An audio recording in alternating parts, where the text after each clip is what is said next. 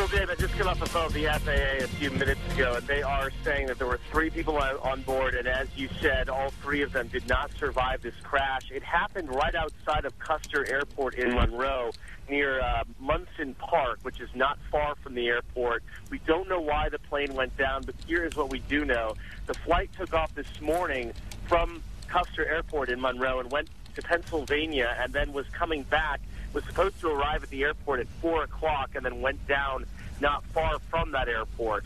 There are investigators on scene trying to determine exactly why this happened. We don't even have the ages yet on the victims. As far as the plane, it was a Piper Malibu Mirage single-engine plane. It's owned and registered by FFF Aviation LLC, which is also in Monroe. And again, right now, we're just trying to gather the basics in terms of what could have happened, why this plane was coming down. But we are being told by the FAA that there were 3 people on board, and all 3 did not survive. There was some question at first about whether there were more people that were on the plane, but the latest is right now that there were only 3. And of course, we're also checking to see if anyone was injured on the ground, but at this point, it appears that the people on the plane were the only ones that were hurt and ultimately killed in this crash. And it was registered, you said, to a company, an LLC, you said, in our area, so it's likely that these people perhaps were from our area, Tom. Yeah, it's possible. I mean, and here's the deal. The plane took off from Toledo this morning, and it was on its way to Pennsylvania and then back to Monroe. So it is a very good possibility that these folks are from the area, and obviously that's something we'll be checking. I just spoke with the Monroe County Sheriff's Department a few minutes ago, asking them about any further information about the victims.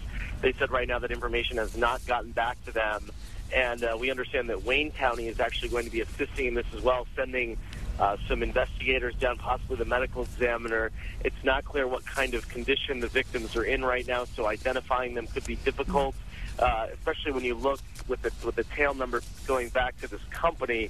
It's not as clear who owns it, who may have been on board, but certainly, as you mentioned, there's a good chance, based on the flight coming back here today, that they are from the area, or perhaps maybe Toledo. We just don't know, but that's definitely something we'll be looking into. If the FAA is saying that these investigations can take up to a year to determine how a plane crashed, we may get some preliminary information before that, which could come this afternoon or this evening. But generally, these things do take time. Obviously, they're going to be interviewing witnesses. They're going to be looking at the plane. They're going to have to check it out. They're going to have to send pieces to different laboratories and facilities where they can kind of dissect them and really look for the parts of the plane and kind of really pull it apart and get a good look into kind of what kind of malfunction there may have been during flight. Yeah, and so close to the airport. Just such a tragic story. We'll let you get back to gathering information. Tom, we'll check back in with you in a bit. Thank you very much.